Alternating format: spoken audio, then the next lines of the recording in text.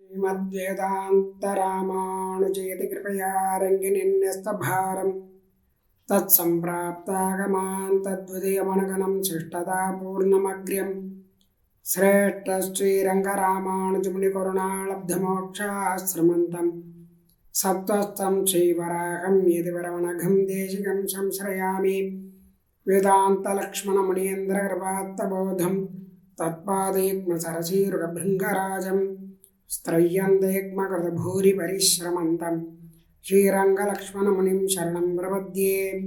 श्रीमत्श्रीवासयोगीश्वरमुनिकरुणालब्धवेदान्तयुग्मं श्रीमद्वेदान्तरामानुजगुरुपदयोरर्पितस्वात्मभारं श्रीमच्छ्रुत्यन्तरामानुजेति नृपदयोर्प्राप्तमोक्षाश्रमन्तं श्रीमत्श्रीवासरामानुजमुनिमपरं संश्रये ज्ञानवार्धिं श्रीमद्वेदान्तरामानुजमुनिकरुणालब्धवेदान्तयुग्मं श्रीमच्छ्रीवासयोगीश्वरगुरुपदयोरर्पितस्वात्मभारं श्रीमच्छ्रीरङ्गनाथाह्वयमुनिकृपया प्राप्तमोक्षाश्रमन्तं श्रीमद्वेदान्तरामानुजमुनिमपरं संश्रये देशिकेन्द्रं श्रीमान् वेङ्कटनाथार्य कवितार्के केसरी वेदान्ताचार्यवर्यो मे सन्निधत्तां सदा हृदि ज्ञानानन्दमयं देवं निर्मलस्फटिकाकृतिम् आधारं सर्वविद्यानां हयग्रीवम् उपास्महे।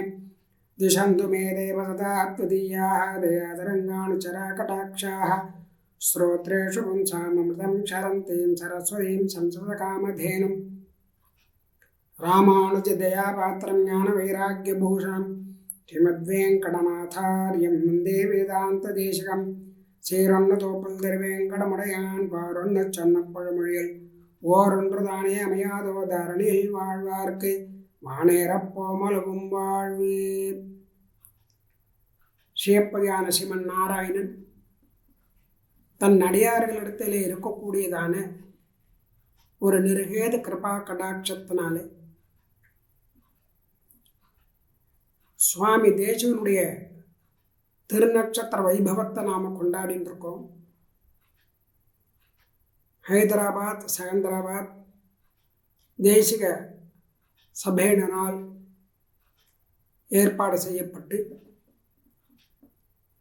இன்று 5வது தினமாக தத்துவஹித புருஷார்த்தம் அப்படிங்கிற தலைப்பில் ஒரு உபன்யாசத்தை நாம் அனுபவிக்க போகிறோம்.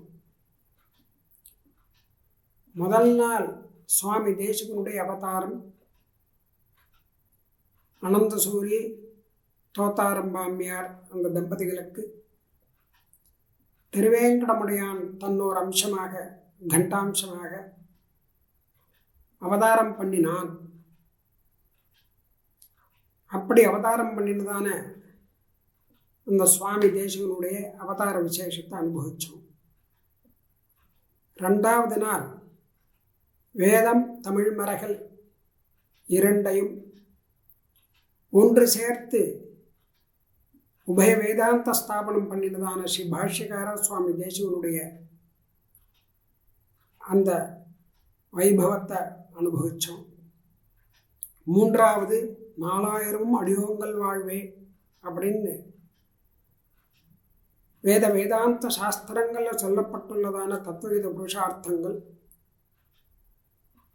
வேதங்களுடைய அங்கங்களுடைய புராணங்களுடைய கல்பசாஸ்திரங்களுடைய தமிழ் மொழியாக அவதாரம் செய்யப்பட்டதான அருளி செயல்கள் 4000லையும் தத்துவஹித புருஷார்த்தங்கள் எப்படி சொல்லப்பட்டுள்ளது அப்படிங்கிறத அனுபவித்தோம். அடுத்து நரகங்கள் பலவாறாக இருந்தாலும் பிரபன்னர்களுக்கு நரகமானது வராது, யமபயம் வராது.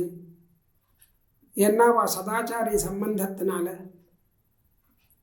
ஒரு பிரபத்திங்கிறதான உபாயத்தை அனுஷ்டானம் பண்ணியிருக்கிறதுனால எம்பெருமான் திருவாய் மலர்ந்து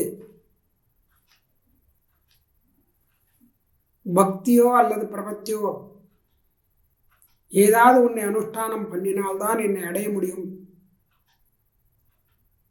அப்படின்னு சாதிச்சிருக்கிறதுனாலையும்,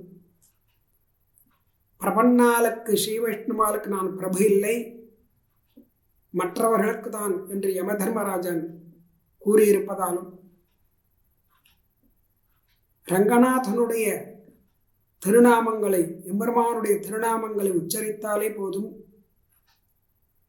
யமபயம் வேண்டியதில்லை, யமன் வரமாட்டான், யமவசம் ஆகமாட்டார்கள் என்று சுவாமி தேசிகன் பறக்க சாதிச்சிருப்பதாலும் இந்த நரக பயம் எதற்கு அப்படிங்கிறத அனுபவித்தோம்.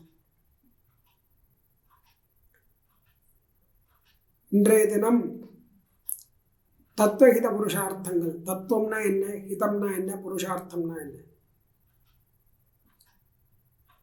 நாராயணனே பரதத்துவம் அப்படின்னு வேதங்கள் உபனிஷத்துக்கெல்லாம் கோஷிக்கிறது. அதை சாஸ்திரங்கள் கொண்டு எப்படி அனுபவிக்கணும், வேதாந்த சாஸ்திரங்களை கொண்டு எப்படி அனுபவிக்கணும் அப்படிங்கிறத தான் நமக்கு பூர்வாச்சாரியர்கள் சுவாமி தேசிகெல்லாம் காமிச்சு கொடுத்துருக்கா. சாஸ்திரங்கள் பொதுவாக பிரமாணங்களை ஆதாரமாக கொண்டுதான் சாஸ்திரங்கள்லாம் வந்திருக்கின்றன. முதல்ல 3 விஷயங்களை நாம் தெரிஞ்சுக்கணும். பிரமாணம், பிரமேயம், பிரமாதா. இந்த பதார்த்தங்கள், பதார்த்த சிருஷ்டி. பிரமாணம், பிரமேயம். பிரமாணம்னா என்ன, பிரமேயம்னா என்ன? இந்த பிரமாணங்கள்னால தான் பிரமேயமான பகவானை தெரிஞ்சுக்கணும். பிரமாத்தும் யோக்கியம் பிரமேயம். பிரமேயம்னா எம்பெருமான்னு அர்த்தம். பிரமேயத்தை அனேனேதி பிரமாணம். இதை கொண்டு எம்பெருமானை பார்க்க வேண்டும். எதை கொண்டு? பிரமாணங்களை கொண்டு அப்படின்னு. பிரமாணம்ங்கிறது சாஸ்திரம்னு அர்த்தம். சாஸ்திர பிரமாணங்களை கொண்டு பிரமேயமான எம்பெருமானை பிரமாதாவான ஜீவன் தெரிஞ்சுக்கிறான் அப்படின்னு அர்த்தம். பிரமாணம், பிரமேயம், பிரமாதா. பிரமாணம் சாஸ்திரம், பிரமேயம் பகவான், பிரமாதா அதை தெரிஞ்சுக்கக்கூடியதான ஜீவன். இந்த 3 விஷயங்கள் தான் நம்ம சித்தாந்தத்துக்கு, வேதாந்த சித்தாந்தத்துக்கு முக்கியமானது. இதை நாம் தெரிஞ்சுட்டா போதும். சாஸ்திரங்களை தெரிஞ்சுக்கணும் அப்படின்னா சாஸ்திர ஞானம் ரொம்ப கஷ்டமாச்சு. அதை எல்லாரும் படிக்க முடியாது. அதை நாம் எப்படி தெரிஞ்சுக்கிறது? தெரிஞ்சின்றாலும் புரியாது. எவ்வளோ சாஸ்திரங்கள் இருக்குது. இப்போ சாஸ்திர ஞானம் என்ன பண்ணும்? பொதுவாக சாஸ்திரம் வாசிச்சுட்டோம். ஒருத்தன் எல்லாரும் சாஸ்திரம் சாஸ்திரம்னு போய் சாஸ்திரம் வாசிச்சுட்டு இருக்கா. ஆச்சாரியன்னு சொல்லி கொடுத்துட்டுருக்கார். அந்த சாஸ்திரம் வாசிச்சிருக்கேன், இதை வாசிச்சிருக்கேன், அதை வாசிச்சிருக்கேன். சாஸ்திரத்தினால என்ன பிரயோஜனம்? ஒவ்வொரு சாஸ்திரம் ஒவ்வொரு விஷயத்தை சொல்கிறது. இதில் நாம் என்ன எடுத்துக்கிறது? சாஸ்திரங்களை வாசித்தா என்னென்னா கிளேசம் ஏற்படும். சாஸ்திர ஞானம் பகு கிளேசம். ரொம்ப கிளேசத்தை ஏற்படுத்தும், குழப்பத்தை உண்டாக்கும் சாஸ்திர ஞானம். புத்தே ஸ்சலன காரணம். புத்தியை ஒருநிலைப்படுத்தாது, அலபாய விட்டுடும். சாஸ்திர ஞானம் பகு கிளேசம் புத்தேச்சலன காரணம். அப்போ என்ன பண்ணலாம் அப்படின்னா, எல்லாரும் சாஸ்திரம் வாய்ச்சின்னு உட்காந்துருக்க முடியாது. அதனால் ஆச்சாரியன் ஆலோட்டிய சர்வசாஸ்திராணி விசாரிய ச புனః சர்வசாஸ்திரானின்னு ஆச்சாரியன் அத்தியனம் பண்ணியிருக்கார், ஆச்சாரியன் தெரிஞ்சுன்னு இருக்கார். அதனால் ஆச்சாரியனிடத்தில் போய் அவர் என்ன உபதேசம் பண்ணுறாரோ அதை கேட்டுன்னு வந்துடுவோம். உபதேசாத் ஹரிம் புத்வா. ஆச்சாரிய உபதேசத்தினால அந்த எம்பெருமானை தெரிந்து கொண்டு விரமேத் சர்வ கர்மசு, மற்ற இதுலேருந்து விடுபட்டுடலாம் அப்படின்னா அந்த சாஸ்திர ஞானத்தை போதிக்கிறவர் ஆச்சாரியர். அதனால் உபதேசாத், சாஸ்திரங்களை ஆச்சாரியனிடத்தில் கேட்டுன்னு அர்த்தம். அந்த ஞானத்தினால ஏன் ஆச்சாரியத்தில் கேட்கணும், நாமே வாசிக்கலாமே எல்லா சாஸ்திரங்களையும் எடுத்துன்னா புரியாது, புத்தி சலனம் ஏற்படும். ஆச்சாரியன்னா இதமித்தம், இதுதான் அப்படிங்கிறத, இதாம் பிரமாணம் இதாம் பிரமேயம் அப்படிங்கிறத காமிப்பார். அந்த உபதேசத்தினால நாம் ஐம்பிரமாணம் தெரிஞ்சுக்கலாம். ஆச்சாரிய கடாட்சத்தினாலையும் அனுகிரகத்தினாலையும் தெரிஞ்சிக்க வேண்டும் அந்த சாஸ்திரங்களை. சாஸ்திரங்களில் பதார்த்தம் சொல்லப்படுறது. இந்த பதார்த்தங்கள் தான் பிரமாணம். இந்த பிரமாணங்கள் ஒவ்வொரு சாஸ்திரத்துக்கு ஒவ்வொரு விதமாக மாறுறது. இப்போ சாருவாக்க மதம்னு ஒன்று. சாரு அப்படின்னா அழகாகன்னு அர்த்தம். வாக்குன்னா வாக்வன்மை, அழகாக பேசக்கூடியவன் சாருவாக்கன். அவனுக்கு என்ன பிரமாணம் அப்படின்னா பிரத்யக்ஷந்தான் பிரமாணம். ஒரே பிரமாணம் தான் அவனுக்கு. கண்ணால் பார்க்கறது தான் அவனுக்கு பிரமாணம். அதனால் கண்ணால் நாம் பார்க்கறது உண்மை, மற்றதெல்லாம் இல்லை அப்படின்னு அர்த்தம், பொய்ன்னு அர்த்தம். அதனால் இந்த உலகம்னா நேராக பார்க்குறோம், அவ்வளோதான். வேறு விண்ணுலகம் மண்ணுலகம் எல்லாம் தனித்தனியெல்லாம் விண்ணுலகம்லாம் இருக்குது, லோகங்கள்லாம் இருக்குது, புனர்ஜென்மம் இருக்குது, இங்கே நாங்கள் போகிறோம் வரோம், பித்திருக்கள் வரோம், இப்படியெல்லாம் ஒன்றுமே கிடையாது. நன்னா சாப்பிட்டு நன்னா சுகமாக இருக்கணும், அவ்வளோதான், சரியாக போச்சு. மரணம்னு ஒன்று, அந்த ஜீவன் ஒன்று, அது அங்கேருந்து போகிறது அப்படின்லாம் அவன் ஏற்றுக்க மாட்டான். கண்ணால் பார்த்தா தான் அவன் ஏற்றுப்பான். அதனால் அவனுக்கு பிரத்யக்ஷ மாத்திரம் பிரமாணம். அடுத்தது தர்க்கசாஸ்திரம், நியாய மதம்னு பேர். இவாளுக்கு 4 பிரமாணங்கள் சொல்லிருக்கு. பிரத்யக்ஷம், அனுமானம், உபமானம், சப்தம். இவ 4 பிரமாணங்களை கொண்டு அவள் சாஸ்திரத்தை நிர்தாரணம் பண்ணியிருக்காள். அடுத்தது மீமாம்சக மதம். இவாளுக்கு 6 பிரமாணங்கள். பிரத்யக்ஷம், அனுமானம், உபமானம், சப்தம், அர்த்தாபத்தி, அனுபலப்தி அப்படிங்கிறதான 6 பிரமாணங்கள் கொண்டு அந்த சாஸ்திரத்தை நிர்தாரணம் பண்ணியிருக்காங்க. அடுத்தது வேதாந்த மதம். இந்த வேதாந்தத்தில் அத்வைத மதம் இருக்குது, துவைத மதம் இருக்குது, விசிஷ்டாத்வைத மதம் நம்ம மதம் இருக்குது. இந்த வேதாந்தத்தில் பிரத்யக்ஷம், அனுமானம், சப்தம் 3 பிரமாணங்கள் சொல்லப்படுறது. அதனால் இப்படி பல பிரமாணங்களில் பல சாஸ்திரங்கள் இருக்கிறதுனால எந்த சாஸ்திரத்தை நாம் அனுசரிக்கணும், தெரிஞ்சுக்கணும் அப்படின்னா வேதாந்த சாஸ்திரம் தான்.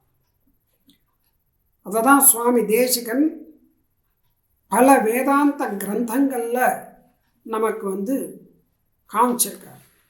அப்போ மற்ற சாஸ்திரங்கள்லாம் வேண்டாமா அப்படின்னு கேட்டால், வேதாந்தத்தை தெரிஞ்சுக்கிறதுக்கு எவ்வளோ வேணுமோ அவ்வளோ தெரிஞ்சுட்டா போகணும். ஆனால் நம்ம ஜீவாத்மா கடை தேரணும் அப்படின்னாக்க உய்யும் வழி எதுனா வேதாந்த சாஸ்திரம் தான். அதை தெரிஞ்சுக்கணும். இப்போ வேதாந்த சாஸ்திரத்தில் என்ன சொல்லியிருக்கோ அதை நாம் பின்பற்ற வேண்டும். இப்போ பிரமாணம்னா என்ன? வேதாந்த சாஸ்திரத்தில் ஞான சாதனம் அப்படின்னு அர்த்தம்.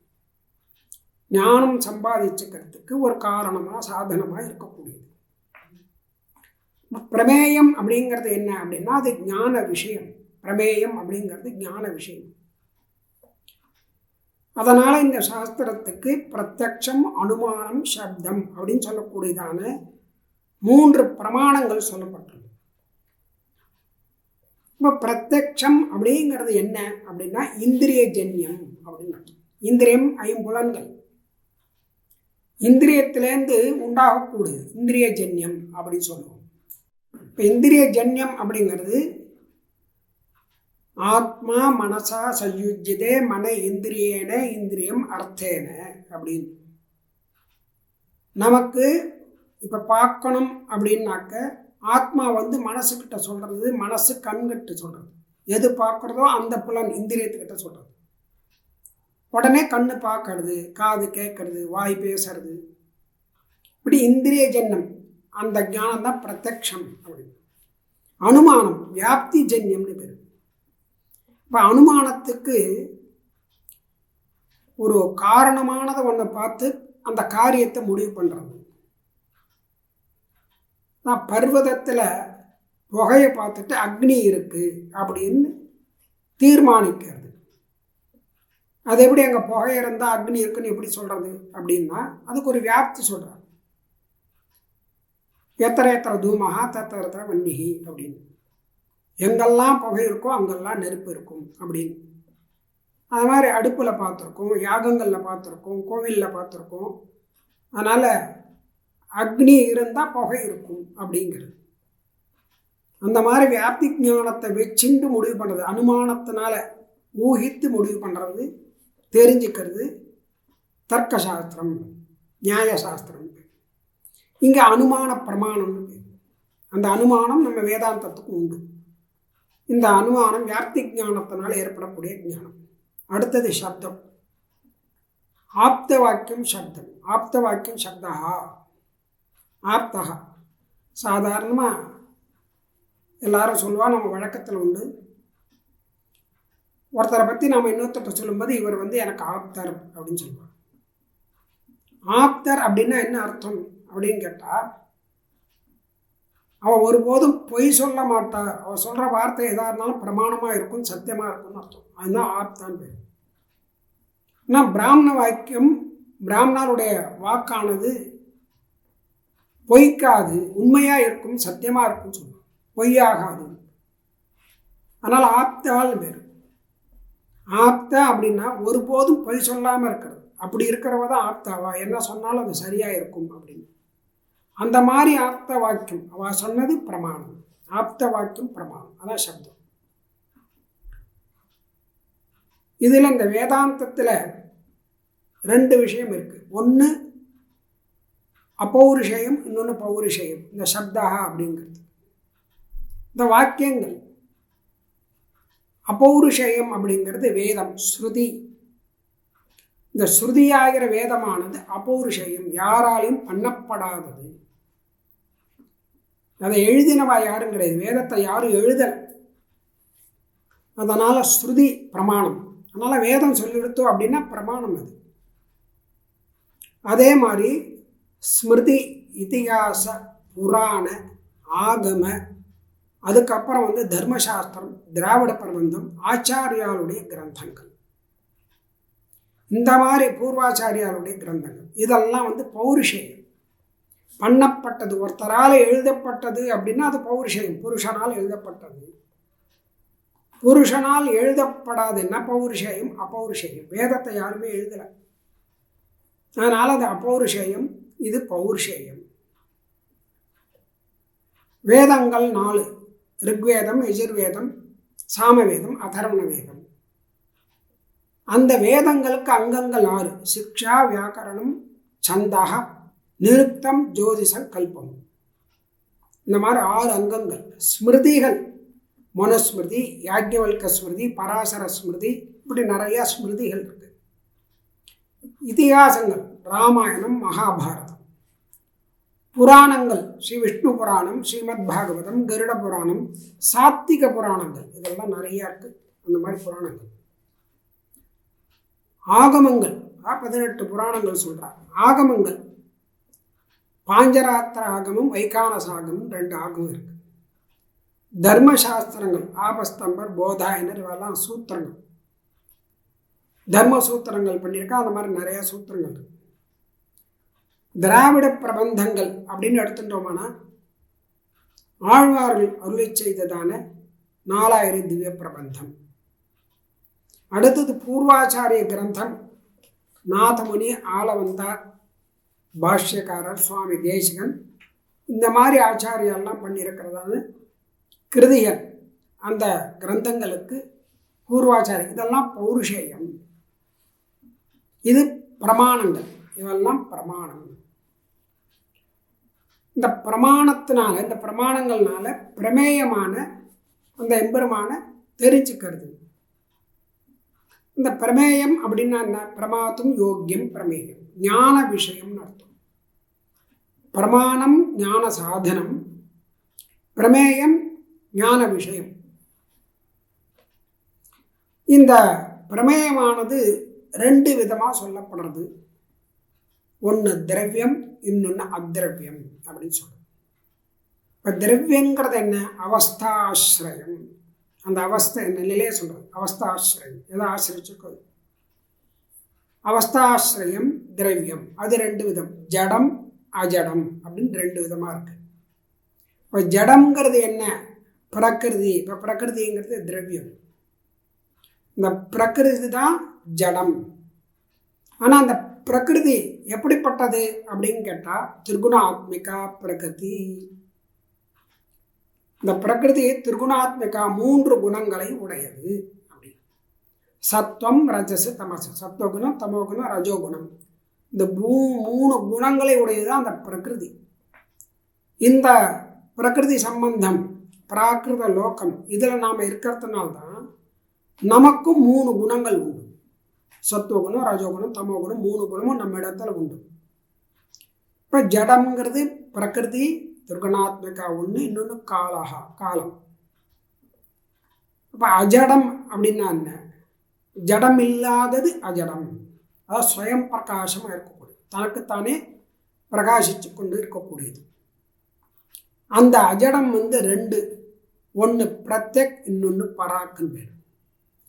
பிரத்யக் அப்படின்னா ஆத்மான்னு பேர், பராக்குன்னா அனாத்மா.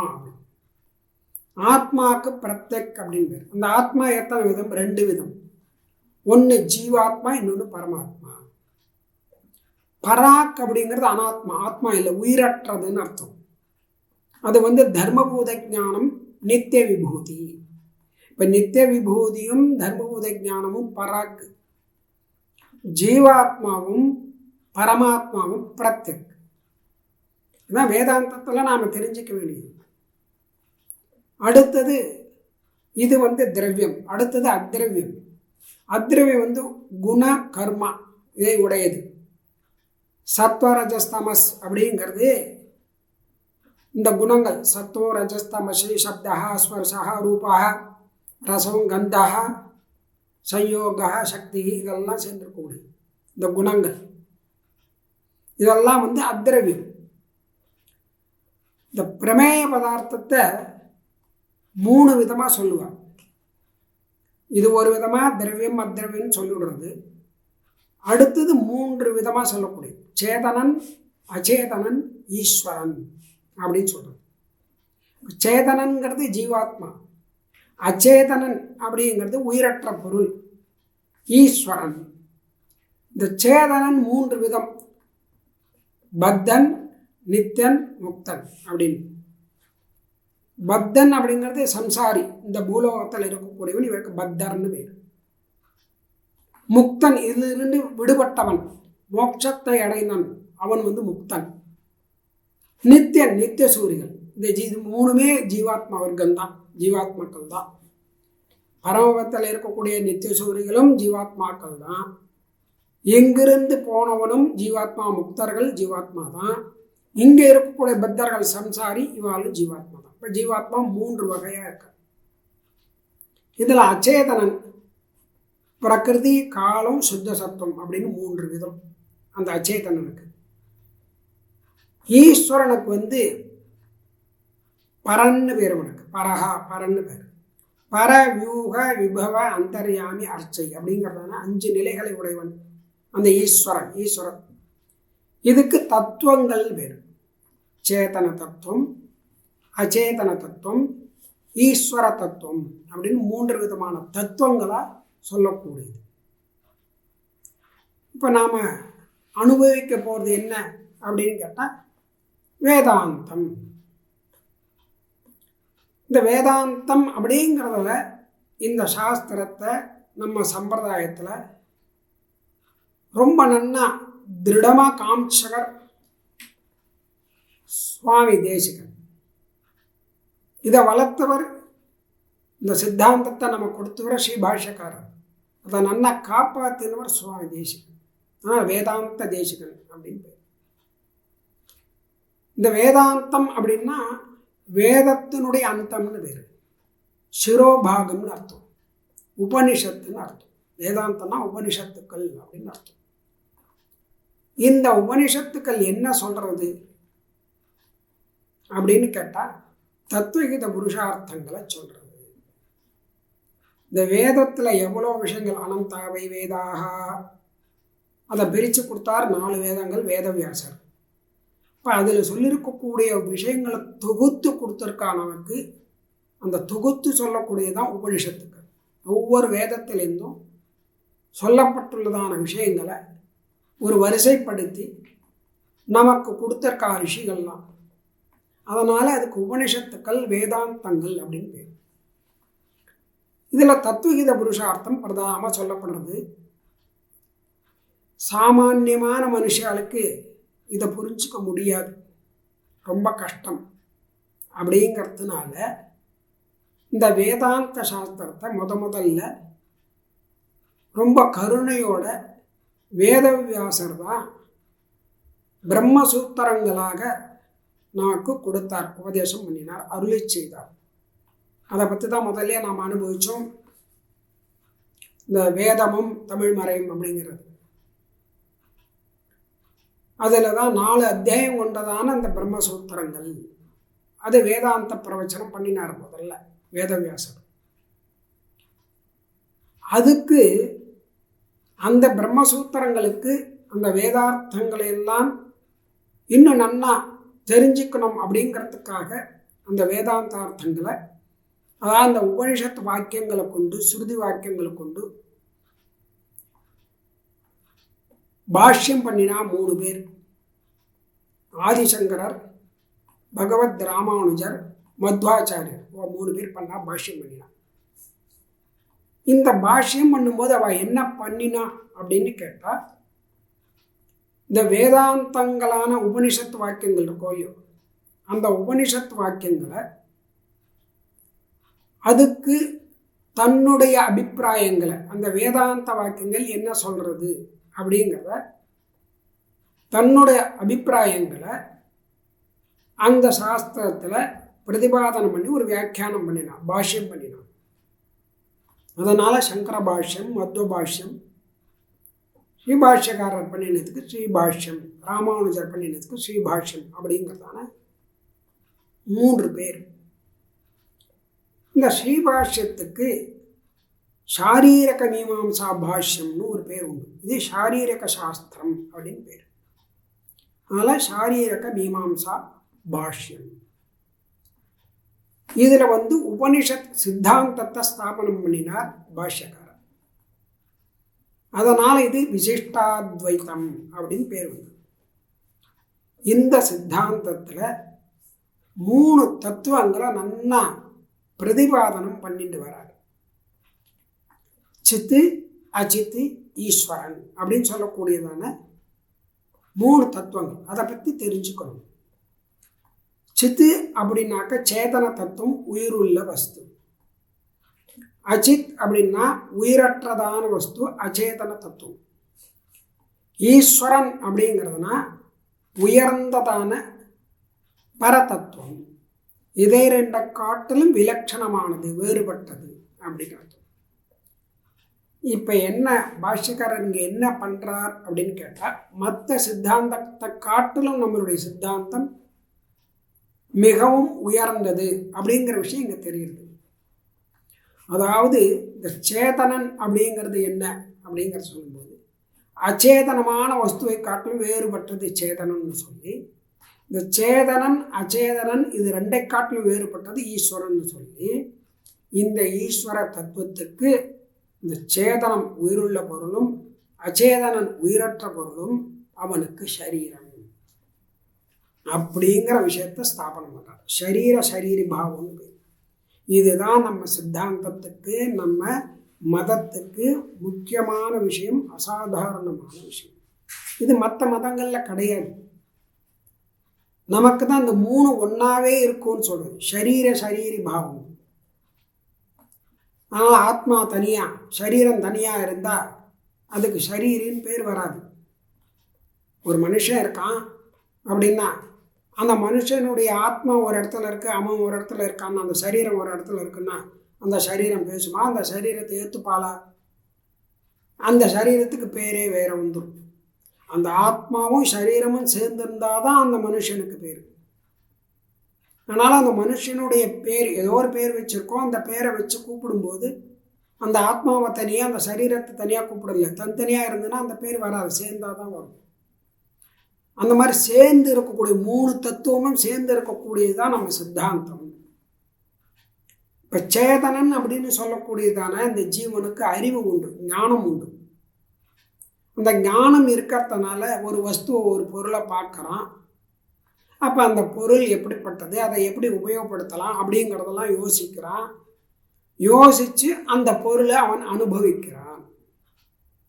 அப்படி அனுபவிக்கும் பொழுது அந்த வஸ்து, அதனுடைய தன்மை, அதை எதுக்காக பயன்படுத்த வேண்டும், அதை எப்படி அனுபவிக்க வேண்டும் அப்படின்னு அனுபவிக்கிறான்.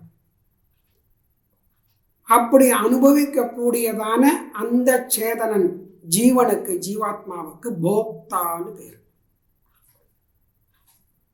இப்போ அச்சேதன தத்துவம் எந்த பொருளை அவன் அனுபவிக்கிறானோ சேதனன், அந்த பொருளுக்கு அறிவு கிடையாது, ஞானம் இல்லை. ஞானம் இல்லாதனால அது ஜீவனுக்கு போக்கியமாக இருக்கு. அதனால் அச்சேதனத்துக்கு போக்கியம் அப்படின்னு பேர். சேதனனுக்கு போக்தான்னு பேர். அதை அனுபவிக்கிறதுனால, அனுபவிக்கப்படக்கூடியதான அந்த வஸ்துவுக்கு போக்கியம்னு பேர். ஆற்றுல பண்டிகைலாம் வருது, பெருமாளுக்கு பண்டிகைலாம் கொண்டாடுறோம், எல்லாம் பண்ணுறோம். அப்போ விசேஷமான பதார்த்தங்கள்லாம் பெருமாளுக்கு பண்ணியிருப்பா, தலிகைகள்லாம் பண்ணியிருப்பா. அப்போ அதிதிகள்லாம் கூட்டி யாராவது வந்திருந்தாலோ இல்லை பந்துக்கள் வந்திருந்தாலோ எல்லாரையும் உட்காத்து வச்சு பெருமாளுக்கு தலிகை சமர்ப்பிச்சதான அந்த தலிகை எல்லாருக்கும் பரிமாறி சாப்பிடும்படியாக பண்ணுறோம். அப்படி சாதிக்கும் போது ஒவ்வொரு வஸ்துவையும் அவளுக்கு சாதிச்சு அவள் சாப்பிடும்போது எப்படி இருக்குது அப்படின்னு கேட்டால் போக்கியமாக இருக்குது அப்படின்னு சொல்லி. அப்படி போக்கியம், பெருமாள் நல்லா அம்செஞ்சிருக்கார் அப்படின்னு சொல்லுவோம். அப்போ அது அச்சேதன வஸ்து, உயிரற்ற வஸ்து, ஞானம் இல்லாதது. அதுகிட்ட கேட்க முடியாது, ஏன்னா அது பதில் சொல்லாது. ஆனால் அதை புஜிக்கக்கூடியதான போக்தாவான ஜீவனிடத்தில் கேட்கலாம், ஜீவாத்மா கிட்ட கேட்கலாம். அவன் போக்கியமாக இருக்கு. அப்போ அச்சேதன வஸ்துக்கள் எல்லாம் ஜீவாத்மாவுக்கு போக்கியம் அப்படின்னு பேர். அதனால் போக்கியம். அடுத்தது இந்த சேதனன் அச்சேதன் ரெண்டு வஸ்துக்களும் பரமாத்மாவுக்கு சரீரம். அதனால் இந்த பகவானுக்கு ஷரீரி அப்படின்னு பேர் அப்படின்னு வேதம் சொல்கிறது. அப்போ பகவான் எப்படி இருக்கான், அந்த சேதனுக்கும் அச்சேதனுக்குன்னா ஆத்மாவாக இருக்கான், அந்த ஆத்மாவாக இருக்கான். அப்போ இதுலேருந்து என்ன தெரியுது, சேதனன் அச்சேதனன் அப்படிங்கிறதான வஸ்துக்களுக்கு எம்பெருமான் ஆத்மா அப்படின்னு தெரிகிறது. இப்போ சேதனங்கள் நிறையா இருக்குது, ஜீவ வர்க்கங்கள் நிறையா இருக்குது, அச்சேதனங்கள் நிறையா இருக்குது. அப்போ எல்லாத்துக்குள்ளேயும் எம்பெருமான் எப்படி இருக்கான், ஆத்மாவாக இருக்கான் அப்படின்னு சாஸ்திரம் சொல்கிறது, வேத வாக்கியங்கள்லாம் சொல்கிறது. இங்கே ஒரு கேள்வி, என்ன சம்சயம் வருது அப்படின்னா, இப்போ நமக்கு தெரியறது ஜீவாத்மா தெரியறது, அச்சேதன வஸ்து தெரியறது, அதனால் பகவான் ஆத்மாவாக இருக்கான்னு சொல்கிறோம். இப்போ சிருஷ்டி பண்ணுறதுக்கு முன்னால் இதெல்லாம் எங்கே போச்சு, அப்போ பகவானுக்கு சரீரம் இருக்கா இல்லையா, ஒன்றுமே இல்லையே இப்போ அப்படின்னு கேட்டால் அப்பவும் உண்டு. அது சூக்ஷ்மாவஸ்தான் பேர். இப்போ நாம் பார்த்துட்டு இருக்கிறது ஸ்தூலாவஸ்தை. ஸ்தூலாவஸ்தையில் கண்ணுக்கு தெரியறது, சூக்ஷ்மாவஸ்தையில் கண்ணுக்கு தெரியாமல் சரீரமாக இருந்தது அப்படின்னு சொல்கிறோம். இப்படி ஸ்தூலாவஸ்தையிலையும் சூக்ஷ்ம தசையிலையும் எம்பெருமானுக்கு சரீரமாக இருக்கக்கூடியவள் கூடியது இந்த சேதனன் அச்சேதனன். அவைகளுக்கு ஆத்மாவாக இருக்கக்கூடியவன் எம்பெருமான். இந்த சேதனாச்சேதன வஸ்து விசிஷ்டன் பரமாத்மா அப்படின்னு வரும். இது தத்துவமசிங்கிற ஒரு வாக்கியார்த்தம். அத்வைதிகளுக்கும் நம்ம விசிஷ்டாத்வைதிகளுக்கும் ஒரு பெரிய வாதப்போர். இது தத்துவமசி, தத்து தொம் அசி அப்படிங்கிற, அதுக்கு அத்வைத மதத்தில் மகா வாக்கியம்னு பேர். அதை தான் எடுத்துட்டவா வாதம் பண்ணுறான்.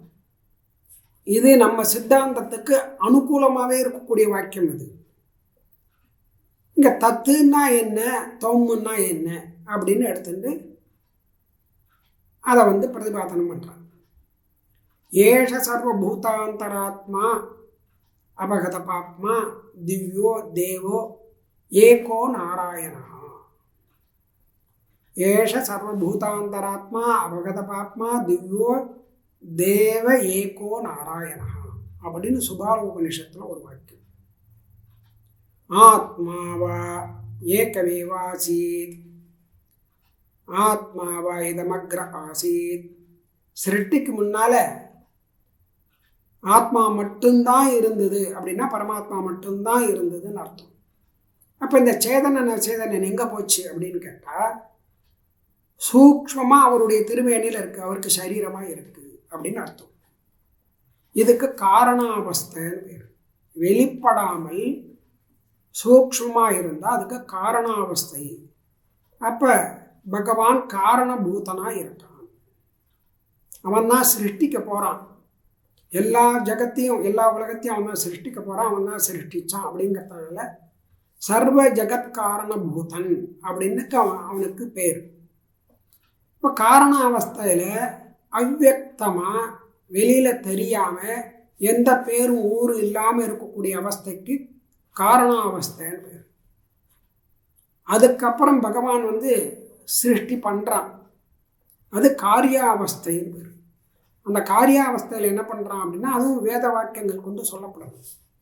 அனேன ஜீவேன ஆத்மனா அனுப்பிரவிஷ்ய அப்படின்னு நாமரூபே வியாக்கரவாணி. இப்போ சாந்தோக்கிய உபநிஷத்தில் வருது. அப்படி அனேன ஜீவேன ஆத்மனா அனுப்பிரவிஷ்ய அப்படின்னு சொல்லி இந்த ஜீவனை கொண்டு சிருஷ்டியை படிக்கிறான். இந்த சிருஷ்டியை பண்ணுறான் பகவான். பண்ணி அதுக்கு நாம ரூபம் எல்லாம் கொடுக்குறான். அதான் முதல்ல சிருஷ்டி பண்ணுறான். தத் சிருஷ்டுவா சிருஷ்டி பண்ணுறான். அச்சேதன சிருஷ்டி தான் முதல்ல பண்ணுறான். தத் சிருஷ்டுவா. அதுக்கப்புறம் என்ன, ததனு பிரவிஷ்ய, அது உள்ள நுழையிறான். இந்த இடத்துல ஒரு சேதனனை படைச்சி அதுக்குள்ள அந்த அச்சேதனத்துக்குள்ள ஒரு சேதனனை படைக்கிறான். இப்போ ஜீவாத்மாவும் உள்ள புகுத்துறான்னு அர்த்தம். அச்சேதனமான சரீரத்துக்குள்ள சேதனனான ஜீவாத்மாவை உள்ள புகுத்துறான், தான் விடுறான். ததனு பிரவிஷ்ய.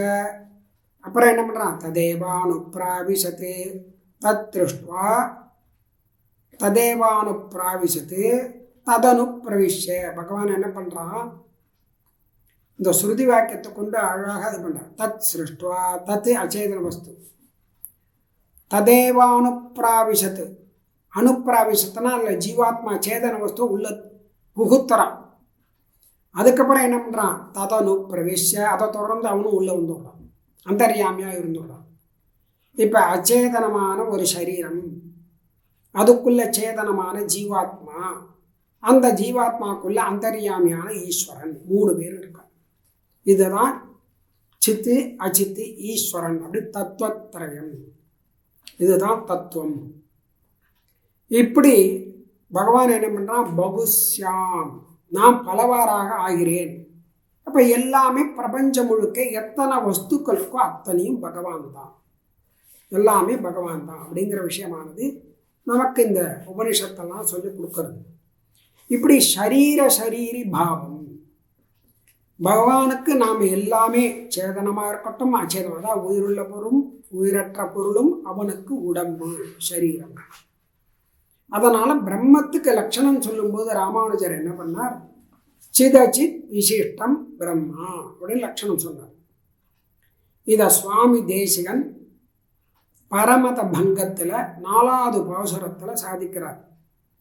சித்தும் அச்சித்தும் இறைவன தெளிவுற்று நின்ற தத்துவம் 3ம் தனித்தனி காட்டும் தனிமறையால் முத்தி வழிக்கு இது மூலமென துணிவார்களையும் கத்தி மயக்கும் கதகரை நாம் கடிகின்றனமே.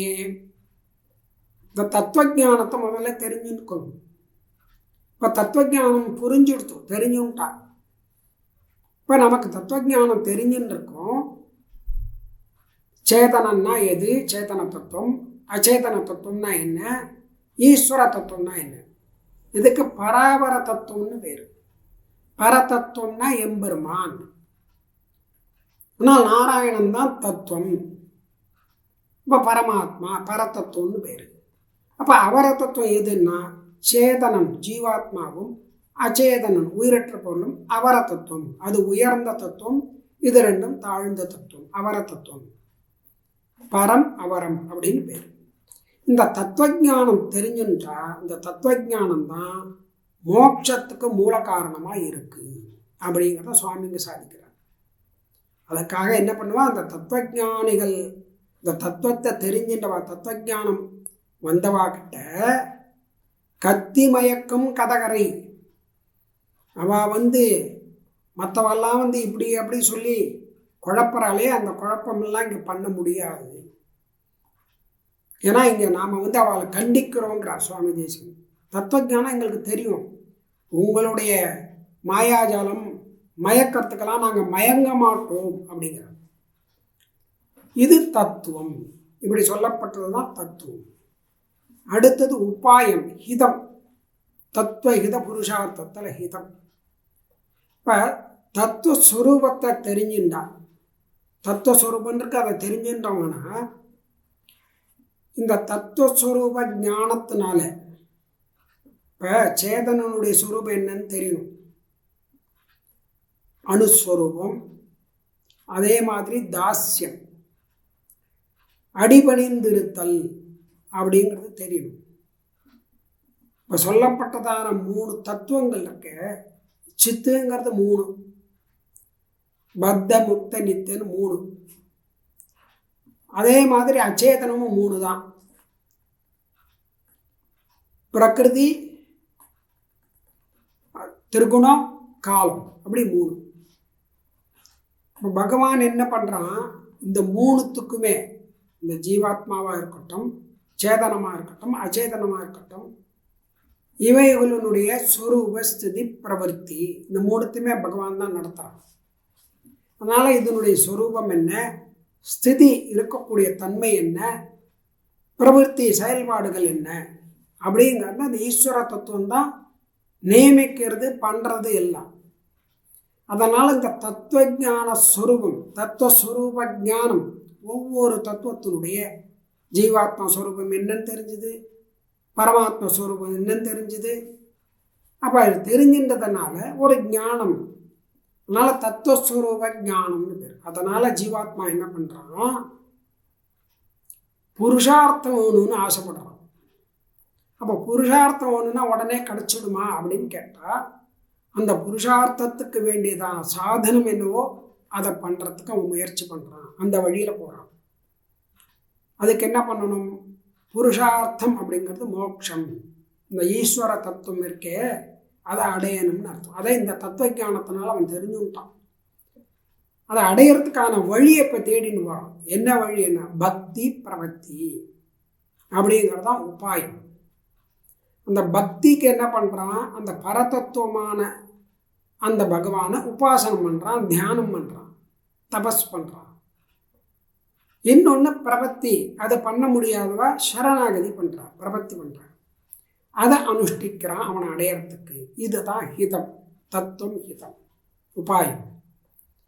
அடுத்தது புருஷார்த்தம். இந்த புருஷார்த்தங்கிறது என்ன, அவித்யை அப்படிங்கிறதுனால, அஜ்ஞானத்தினால பண்ணப்பட்டதான புண்ணிய பாபங்கள். அந்த புண்ணிய பாபங்கள்னால தேவ, மனுஷ, பசு, பக்ஷி, பிராணி, செடி, கொடி, மரம், இப்படி பலவிதமான ஜென்மாக்களை எடுத்தாச்சு, பல சரீரங்களை எடுத்தாச்சு. இதெல்லாம் எடுத்து அனுபவிச்சாச்சு. இனிமே நம்ம அந்த மாதிரி சரீரங்கள்லாம் எடுத்துக்கக்கூடாது, ஏன்னா பிறக்கக்கூடாது அப்படின்னு. அப்போல்லாம் என்ன பண்ணா, தேகமே ஆத்மா, இந்த உடம்பே ஆத்மான்னு நினச்சிருந்தான். ஒரு பிரம்மஜானம் இருந்தது, அஜ்ஞானம், மதி மயங்கி இருந்தது, மதி மயக்கம். இப்போ நான் சொன்னேன், நான் பண்ணேன் அப்படின்னு சொல்கிறோம்னா, நான் என்ன இந்த தேகமே ஆத்மான்னு நம்ம நினச்சிட்டு இருக்கோம். அது கிடையாது. இப்போ அவனுக்கு என்ன தெரிஞ்சது, தத்துவஞானத்தினால தேகத்தை காட்டிலும் வேறுபட்டது ஆத்மா அப்படிங்கிற விஷயம் வந்துடுத்து, தெரிஞ்சுடுத்து. அதனால் என்ன பண்ணுறான், இப்போது இவ்வளோ காலமாக எடுத்ததான தேவ மனுஷாதி சரீரங்களை இனிமேல் எடுக்கக்கூடாது அப்படிங்கிற ஞானம் அவனுக்கு வந்துடுத்து. அதை தெரிஞ்சுன்னு என்ன பண்ணுறான், சரீரத்தை காட்டில் வேறுபட்டதான ஆத்மாவை, அதனுடைய ஜீவாத்மா ஸ்வரூபம் என்ன, சுபாவம் என்ன, அதை தெரிஞ்சுட்டு அந்த ஜீவனுக்கு அந்தர்யாமியாக இருக்கக்கூடியதான அந்த பரமாத்மாவை அடையறதுக்கான வழியை பார்க்குறான். அப்போ அதனால் அந்த பரமாத்மாவனுடைய ஸ்வரூபம் என்ன, அதனுடைய சுபாவம் என்ன, அதை தெரிஞ்சுக்கிறான். அதை தெரிஞ்சுட்டு அவனை அடையணும் அப்படிங்கிறதுக்காக உபாசனமோ அதான் பக்தி யோகமோ இல்லை பிரபத்தியோ பண்ணுறான். பண்ணி அது மூலமாக ஸ்வரூப ஆவிர்வாவமானது அவனுக்கு ஏற்படுறது. அபகத பாப்பான் விசரகா விமுர்த்து விஷோகா அப்படின்னு சொல்லி சத்தியசங்கல்பம் எல்லாமே வந்துடுறது. ஸ்வரூப ஆவிர்வாவம் ஏற்படுறது. ஸ்வரூப ஆவிர்வாவம் ஏற்பட்டதுன்னா என்ன பண்ணுறான், பரபிரம்ம அனுபவத்தை அடையிறது தான் புருஷார்த்தம், பரம புருஷார்த்தம் அப்படின்னு தெரிஞ்சுக்கிறது. இப்போ இந்த ஜீவனுக்கு தத்துவஞானத்தினால உபாய அனுஷ்டானம் பண்ணும்படியாக ஒரு ஞானம் வந்து அந்த உபாயத்தை அனுஷ்டித்து அதனால் புருஷார்த்தத்தை அடைகிறான்.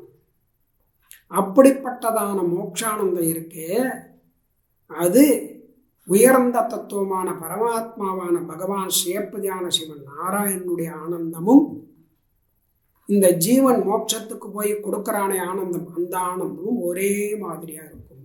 தாரதமியமே கிடையாது. ஏன்னா எம்பெருமானுக்கு ஒரு ஜீவன் வந்ததுன்னா அது ஜீவ லாபம். அவனுக்கு ஒரு ஜீவன் நம்மக்கிட்ட வந்து கொடுத்தோம் அப்படின்னு அந்த சந்தோஷம், அது பிரம்மானந்தம். அந்த ஆனந்தத்தை அந்த ஜீவனுக்கு அவன் கொடுக்குறான். அந்த ஜீவனுக்கு என்ன சந்தோஷம், நாம் எம்பெருமானை அடைஞ்சிட்டோம். அதனால் எம்பெருமானுடைய பரமாத்மா பிராப்தி ஏற்பட்டு கொடுத்தவனுக்கு அந்த சந்தோஷம். இந்த ரெண்டு சந்தோஷமும் ரெண்டு ஆனந்தமும் ஒரே மாதிரி இருக்கும்.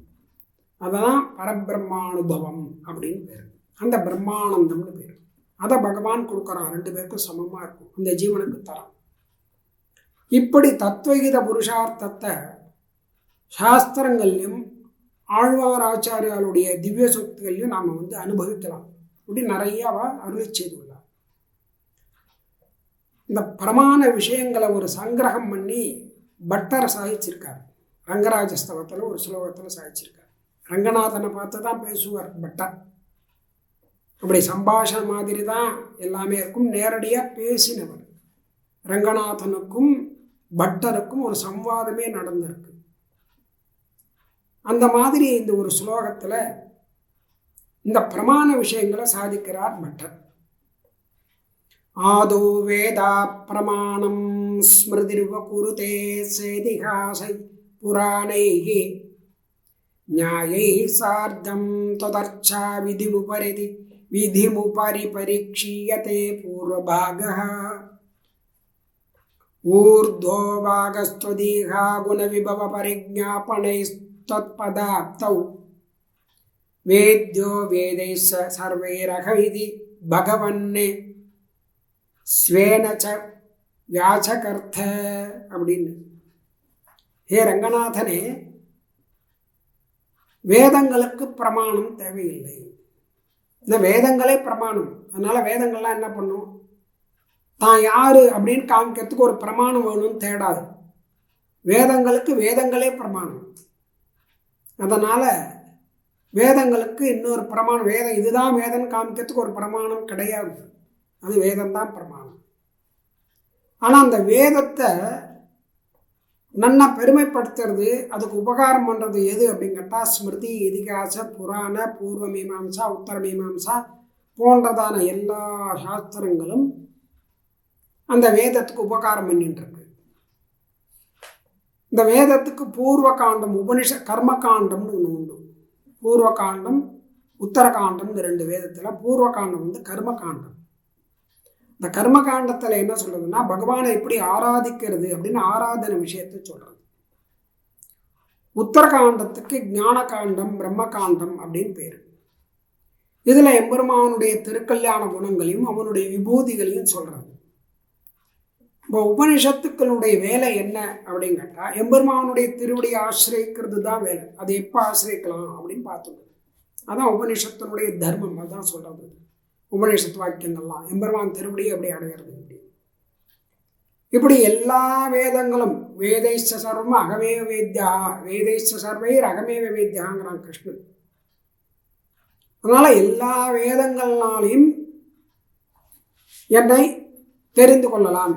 அப்போ எல்லா வேதங்கள் தான் என்ன சொல்றது அப்படி. வேதத்தினால தான் எம்பெருமானை தெரிஞ்சிக்க முடியும்னு அர்த்தம். வேத வேத்யன் அப்படின்னு பேர். வேதம் தான் எம்பெருமானை காட்டி கொடுக்கும். இவன் பகவான், இவன் பரமாத்மான்னு சொல்றது எதுன்னா வேதங்கள் தான் அப்படின்னு நீர் சொன்னீர் இல்லையா ரங்கநாதனே அப்படின்னு கேட்கிறார் பட்டர் இந்த ஸ்லோகத்தில். இப்படி பிரமாணங்கள், பிரமாண சாஸ்திரம், இதை தெரிஞ்சுக்கணும். தெரிஞ்சிக்க வேண்டியதான ஒரு 5 விஷயங்கள் இருக்கு. அதாவது பிராபிய ஸ்வரூபம், பரமாத்மஸ்வரூபம் என்ன, அதனுடைய சுவாவம் என்ன அப்படிங்கிறத தெரிஞ்சுக்கிறது. இப்போ பிராப்திர் ஸ்வரூபம்னு ஒன்று இருக்கு, ஜீவாத்மஸ்வரூபம், அதனுடைய சுவாவம். பிராப்தி உபாயம், சாதனம், அதை அடையறதுக்கான வழி என்ன அப்படிங்கிறத தெரிஞ்சுக்கணும். 3 விஷயம் ஆச்சு. 4வது பிராப்தி பலம், அவனை அடைஞ்சது அந்த பலன், அதை தெரிஞ்சுக்கணும். அதான் பிரயோஜனம் என்ன அப்படின்னு. இப்படி அவனை அடையறதுக்கு தடையா இருந்த தடைகள் என்ன, விரோதிகள் என்ன, பிராப்தி விரோதி அப்படிங்கிறது. இதுக்கு அர்த்த பஞ்சகம் அப்படின்னு பேர். இதை சுவாமி சாதிக்கிறார். அர்த்த பஞ்சக அதிகாரத்தில் சுவாமி சாதிக்கிறார். பிராப்யஸ்ய பிரம்மணோ ரூபம் பிராப்துச்ச பிரத்யகாத்மனஹ பிராப்தியுபாயம் பலம் செய்வ ததா பிராப்தி விரோதி ச வதந்தி சகலா வேதாக சேதிகாச புராணக்காக. இப்படி 5 விதமான விஷயங்களை நாம் தெரிஞ்சுக்கணும். இந்த வேதாந்த சாஸ்திரத்துக்கு எல்லாம் ரொம்ப முக்கியம். அதனால் தத்துவகித புருஷார்த்தத்தில் இந்த தத்துவத்திரயம் அப்படிங்கிறது அச்சேதனமான அறிவில்லாத வஸ்து. இந்த அச்சேதன வஸ்து இது எப்படி இருக்குது அப்படின்னு கேட்டால், ஜீவனுக்கு சரீரமாக இருக்குது. ஜீவாத்மாவுக்கு சரீரம் அச்சேதனன், இந்த அச்சேதன வஸ்து. இப்போ சேதனன் யார்? சேதன தத்துவம் என்ன சொல்லுன்னா, அச்சேதன வஸ்துவுக்கு ஆத்மா. அப்போ அச்சேதனனுக்கு ஆத்மாவாக இருக்கிறது சேதனனான ஜீவாத்மா. இப்படி இருக்கக்கூடியது. இப்போ இந்த ஜீவாத்மா 3 விதம், பத்தர், முக்தர், நித்தியர். அடுத்தது ஈஸ்வர தத்துவம், ஈஸ்வரன். இந்த ஈஸ்வரன் இந்த 3 விதமான சேதனர்களை காட்டிலும் வேறுபட்டவன், விலட்சணமானவன், எல்லா கல்யாண குணங்களையும் உடையவன். இந்த பிரகிருதி மண்டலத்துக்கு மேலே இருக்கக்கூடியதான அப்ராகிருத லோகத்தில், வைகுண்டத்தில், பரமபதத்தில் சம்சார பந்தமே, சம்சார கந்தமே இல்லாத நித்திய சூரிகளால் கைங்கரம் பண்ணி கொண்டிருக்கக்கூடியதான, அவளால் சேவிக்கப்படுபவனாக இருக்கக்கூடியதான பரமாத்மா ஸ்ரீமன் நாராயணன். அவன்தான் எல்லாரையும் தாங்கி, எல்லாரையும் அச்சேதனும் சேதன் 2த்தையும் தாங்கி நியமித்து வழி நடத்தக்கூடியவனாக இருக்கக்கூடியவன். அவன் தான் ஈஸ்வரன். இப்போ தத்துவத்திரயம்னு பேர். சேதனன், அச்சேதனன், ஈஸ்வரன், தத்துவத்திரயம்னு பேர். இப்போ இந்த பரமாத்மாவுக்கு அச்சேதனமும் சேதனமும் சரீரம். இந்த இடத்துல கவனிக்கணும், நாம் அச்சேதனன் சேதனனுக்கு சரீரம், அச்சேதனனுக்கு ஜீவாத்மா ஆத்மா, ஜீவன் ஆத்மா. இப்போ பரமாத்மா கிட்ட வந்த உடனே இந்த ஜீவாத்மாவும் எம்பெருமானுக்கு சரீரம், அச்சேதனமும் எம்பெருமானுக்கு சரீரம். அப்போ எம்பெருமா தான் ஆத்மா. இப்போ எல்லாத்துக்கும் ஆத்மாவாக இருக்கக்கூடியவன் எம்பெருமான். அதனால் அவன் சரீரி, மற்ற 2 சரீரம் ஆகிடுறது. இதை ஸ்வேதாஸ்வதர உபநிஷத்தில் அழகாக இந்த தத்துவத்திரை விசாரம் சொல்லப்பட்டிருக்கு. ஒரு சமயம் பிரம்மஜானிகளான மகரிஷிகள்லாம் சேர்ந்து ஒரு ஆலோசனை நடத்தினார். என்ன ஆலோசனை நடத்தினா, என்ன விஷயம் அப்படிங்கிறது தான் இந்த ஸ்வேதாஸ்வதர உபநிஷத்தில் பிரதிபாதிக்கப்பட்டிருக்கக்கூடியதான விஷயம். அந்த மகரிஷிகள்லாம் பேசிக்கிற காரணமான பிரம்மம் எது அப்படின்னு ஒரு கேள்வி. நாமெல்லாம் எங்கேருந்து வந்திருக்கோம் அப்படின்னு 2வது கேள்வி. யாரால நாமெல்லாம் வாழ்ந்துட்டு இருக்கோம், ஜீவிச்சுட்டு இருக்கோம், நம்முடைய முடிவு எங்கே, நாம் எங்கே போக போகிறோம், எங்கேருந்து வந்தோம், திருப்பி எங்கே போக போகிறோம், யார் நம்முள்ள இருந்துட்டு பிரேரணை பண்ணிட்டு இதெல்லாம் நடத்துறது, அதனால் நாம் புண்ணிய பாபா கர்மாக்களை அனுபவிச்சுட்டு இருக்கோமே, இது யாரால, இப்படின்னு சில கேள்விகள்லாம் அவளுக்கு அதுக்கான சமாதானங்கள்லாம் இந்த ஸ்வேதாஸ்வதர உபநிஷத்தில் சொல்லியிருக்கு. அதில் முதல்ல ஆரம்பிக்கும் போதே அதில் இந்த தத்துவத்திரயத்தை பற்றி ஆரம்பித்து சொல்லியிருக்காரு. சம்யுக்த வேதத்து க்ஷரம் அக்ஷரம் ச வியக்தா அவ்யக்தம் பரதே விஸ்வமீஷா. க்ஷரம் அக்ஷரம் ஈஸ்வரः, சித்து அச்சித்து ஈஸ்வரன், 3 தத்துவத்தை சொல்லிடுது. இந்த மந்திரத்தை க்ஷரம் அப்படிங்கிறது அச்சேதனம், விகாரம் உடையது, பரிணாமம், பரிமாற்றம் ஆகிட்டே இருக்கக்கூடியது, பரிணமிக்கக்கூடியது. அக்ஷரம் விகாரமற்றது, ஜீவாத்மா, ஜீவன். ஈஷா பரமாத்மா அப்படின்னு தத்துவத்திரயத்தை சொல்றது. போக்தா போக்யம் பிரேரிதாரஞ்ச மத்வா சர்வம் புரோக்தம் திரிவிதம் பிரம்ம ஏதது. இதில் பிரேரிதா அப்படிங்கிற, பிரேரிதான்னா நியாமகன், ஈஸ்வரன், ஈஸ்வர தத்துவத்தை சொல்லக்கூடியது.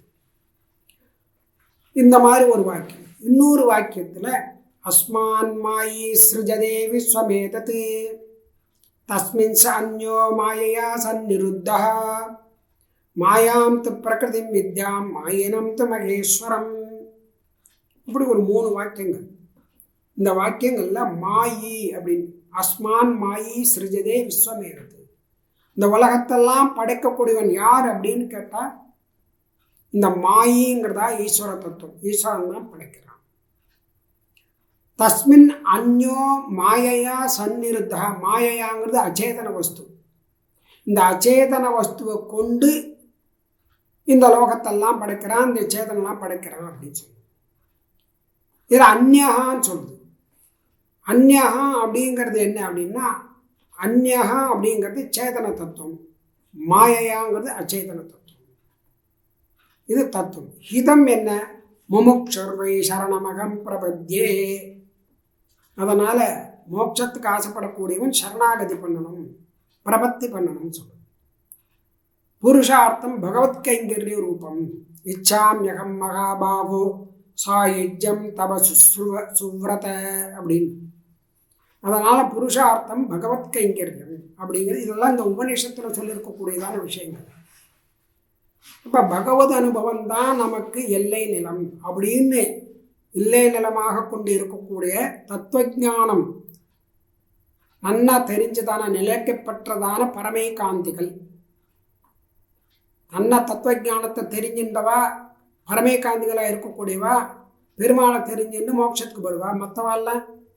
மற்றவாளுடைய கதி என்ன அப்படின்னு கேட்டால், அந்த பரமேகாந்திகளுடைய கடாட்சம் பட்டாலே போரும், இவங்களுடைய பாவங்கள் எல்லாம் போயிடும் அப்படின்னு சொல்கிறது. யஸ்யானுபவ பர்யந்தா புத்தி தத்வே பிரதிஷ்டிதா. பரமேகாந்திகள் தத்துவஞானம் தெரிஞ்சவா, தத்ருஷ்டிகி அவருடைய கடாட்சம், கோச்சராக சர்வே முச்சந்தே சர்வ கில்பிஷைஹி. அந்த பரமேகாந்திகள் ஒரு கடாட்சம் பண்ணால் நம்மளுடைய பாபங்கள்லாம் போயிடும்.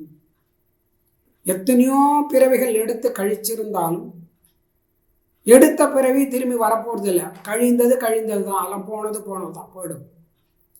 அதனால் எந்த ஒரு பரிகாரமும் நாம் பண்ண முடியாது. பெரிய பிரவாகம் வெள்ளப்பெருக்கு எடுத்து வருது, ஓடிண்டே இருக்குது. அதில் புத்திமான் என்ன பண்ணணும், எதை அடையணுமோ அதை அடையணும் அப்படிங்கிறார். எதை அணை போடணுமோ அதை அணை போடணும் அப்படின்னு. போனது போச்சு, இருக்கிறதையாவது காப்பாற்றிக்கணும். எப்படி சொல்கிறார், கதமேவ கதம் ஜென்மா. போன ஜென்மா எடுத்த பிறவெல்லாம் போனது தான். காணு தத்திர பிரதிக்கிரியா. அதனால் என்ன பண்ண முடியும், பிரவகத்தேவகி ஜலே சேத்து.